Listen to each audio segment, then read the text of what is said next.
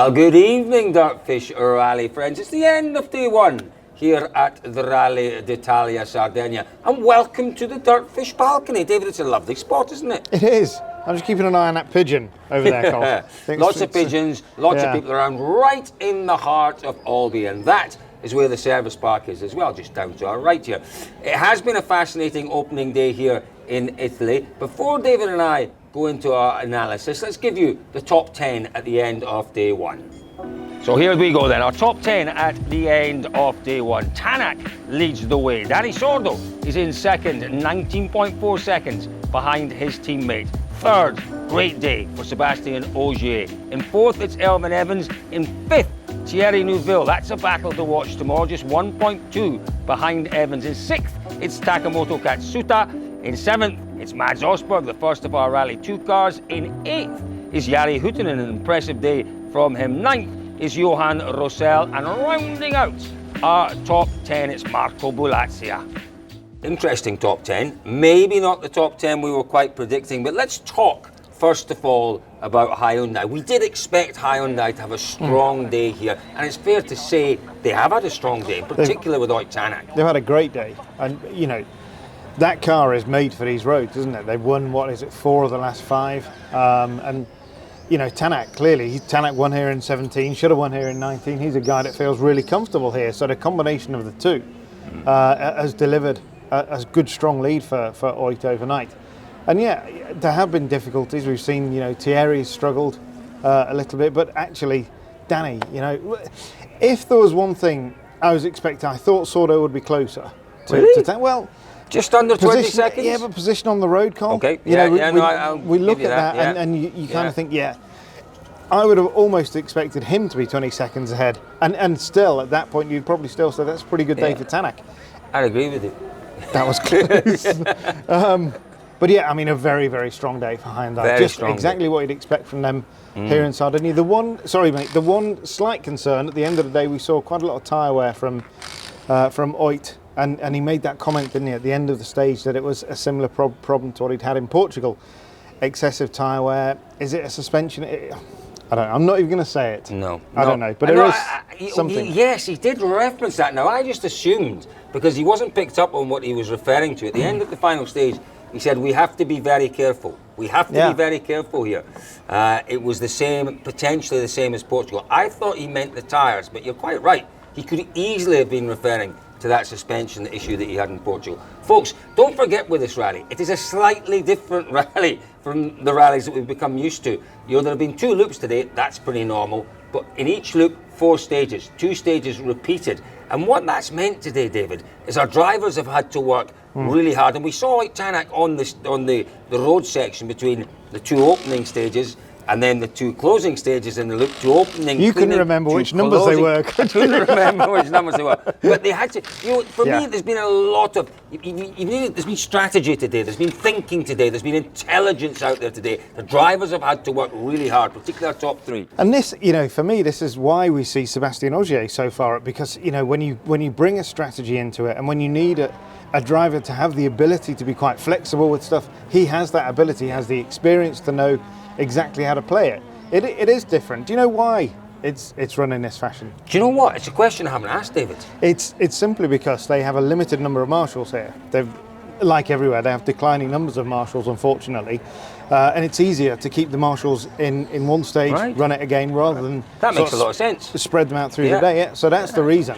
David, before we move on to Toyota, let's have a look at Thierry Neuville, because you know his road position. Yeah, he was what, 3rd on the road, I think, this morning.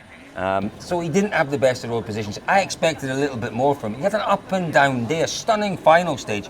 But that moment that he had in the previous one, he knocked the wheel off the rim. Did he get away with that somehow? I think he probably did. Any time in Sardinia on this event, if you knock a tyre off a rim, you've got away with it, because you know, the way the road evolves, we see these huge rocks coming out, and it doesn't take a lot to, you know, just to break a suspension link or something like that. So he has got away with it, but it will have dented his confidence.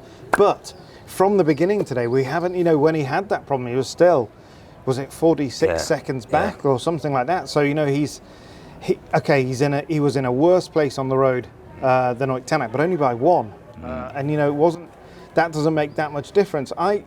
I kind of think, we didn't really talk much to him, but he didn't have a lot of confidence in the car. Yeah, which is unusual. It is unusual. He's won this rally. He's gone well here. This is a rally where you totally need the confidence because it is quite narrow, it is tricky, and you need to absolutely be able to commit the car in these corners. And the minute, there are so many junctions, so many slow corners that if you're not on it, you are going to ship time quite quickly. And that's what we've seen him do this morning. But as you say, he came back this afternoon with an absolute blistering time.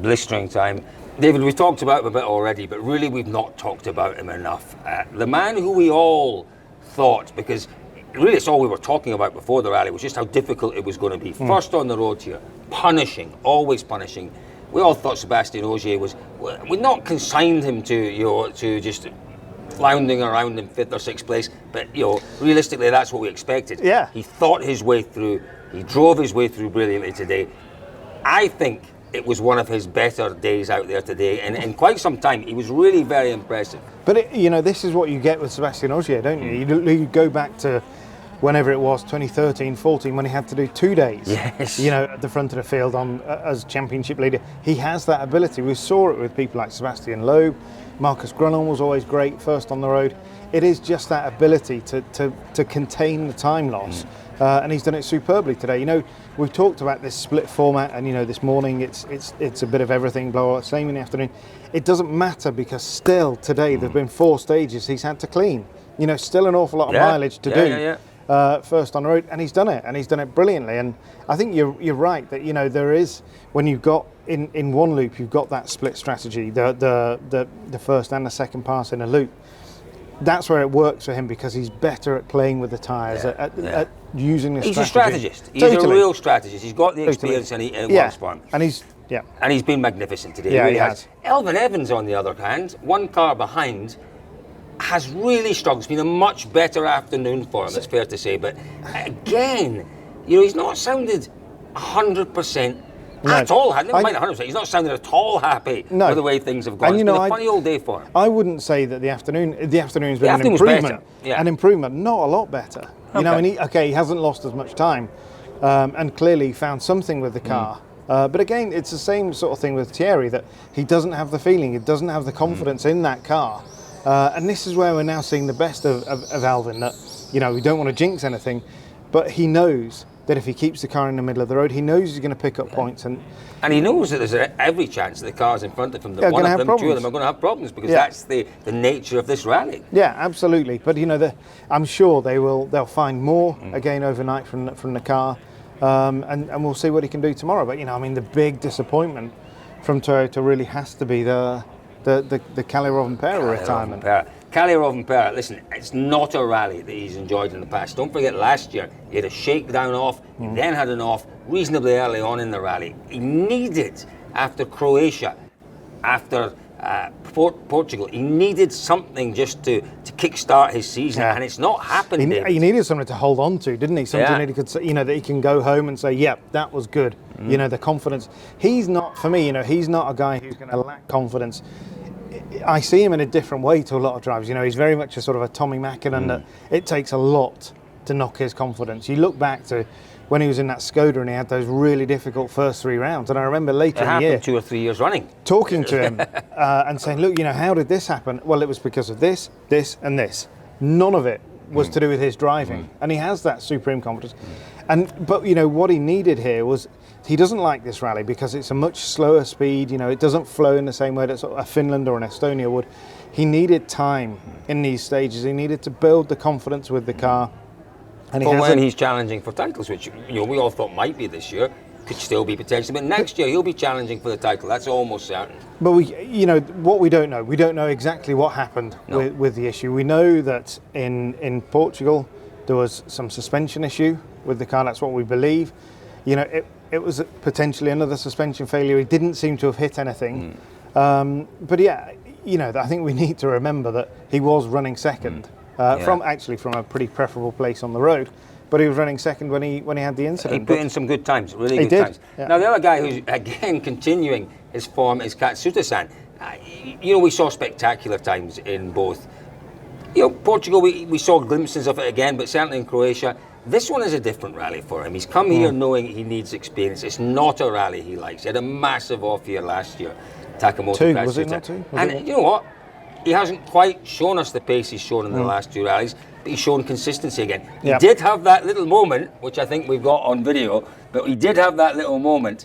Other than that, a solid day for Katsuta. Another solid day, you know, and it's kind of demonstrating that he has that ability to just raise his level, and then also just to bring it back a notch, you know, to make it through, to drive slightly more conservatively. The incident, you know, I think it stalled under braking or something like that. You know, it's nothing really. You know, he was quite fortunate in the way that he hit it, that he didn't, you know. Well, I think he said to us at lunchtime, you know, he hit the bail.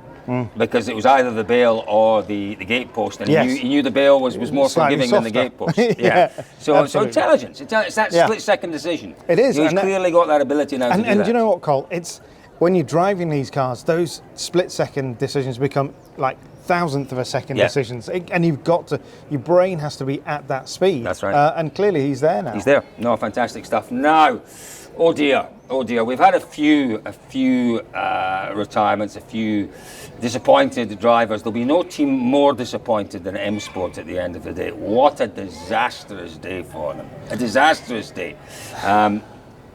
Let's talk first of all about Teemu Sunen. You know, Teemu Sunen, don't forget, back in the World Rally Car, real opportunity. All these young drivers are looking to impress Malcolm Wilson. They all want in that 2022 car, which we know is going to be magnificent. What does he do? Makes a mistake on the opening stage and he's out. Oh dear.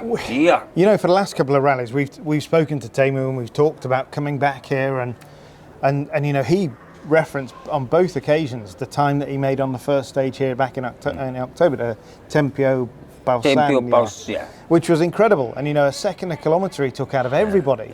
And this is one of my, you know, I've written about this on DirtFish.com this week, that when we put these young drivers, or these drivers, into these positions where they're rotating the seat, it is difficult because it brings a huge amount of pressure and expectation of themselves that they want to, you know, they've got an opportunity, get into it and get on it. Is that not the ultimate test, though? You know, it's not the ultimate test. You know, you've got a driver who has an opportunity, but you want to see him putting in a disciplined performance, and you want to see him delivering. Absolutely, it is the ultimate test. So if he delivers, you know you've got someone that's special. If he doesn't deliver, you start doubting. I agree, Colin. Yeah, absolutely. But I know. Listen, that sounds. He's got to kind of manage that expectation as well a little bit, or you know, he's just got to deliver. He's got to bring the car to the end. Listen, and I'm not being hard on Teemu. I have a lot of time for the young lad. He's got great talent, and he's shown us that great speed. He's had a lot of chances in the World Rally. He has, and it's not as if the car was unfamiliar to him. I've heard people saying, well, you know, he's never driven on these tires. That is a legitimate reason, perhaps, for what happened. But anyway, let's move on. Teemu, fingers crossed you get another chance and we see what you can do. Gus Greensmith, looks like a gearbox failure for him on the final stage of the day. Really disappointing.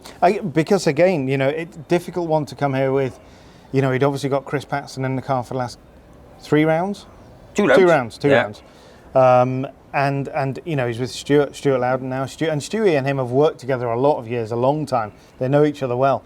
But it's still not quite the same, is it? No, so difficult one, but it was great progression again. There was, you know, some split times were really encouraging, and just a real shame. And to compound M Sport's woes, obviously Adrian Fourmeau, who we've really enjoyed seeing in a world car on the last 2 events, beached it. I think that was the first stage as well this morning, and he was out.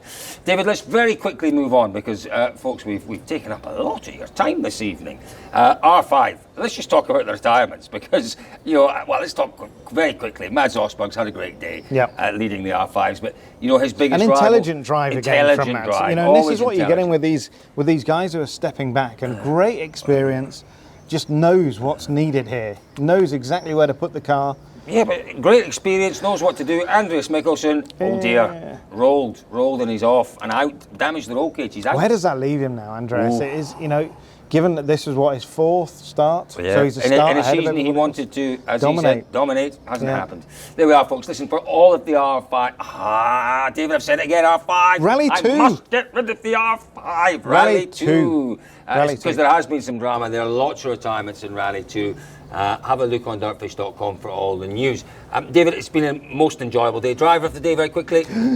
I am going to go for 2, Tanak and Ogier. 100%. Ogier and Tanak, I would say, the other way around.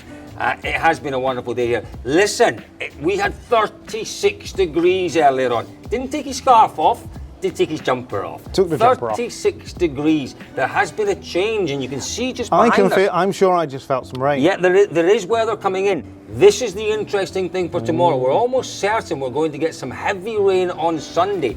There is a forecast for some reasonably substantial rain before the opening stage tomorrow morning. Are you dramatising the tomorrow weather? Morning. That could It's coming. It's coming, David. It is coming. And then thunderstorms on Sunday. Thunderstorms Sunday. How exciting rain is that? tomorrow morning might make things really interesting. It's been a great day here in Olbia for the Rally Italia Sardegna. Thank you very much, folks, for joining us at DirtFish. .com.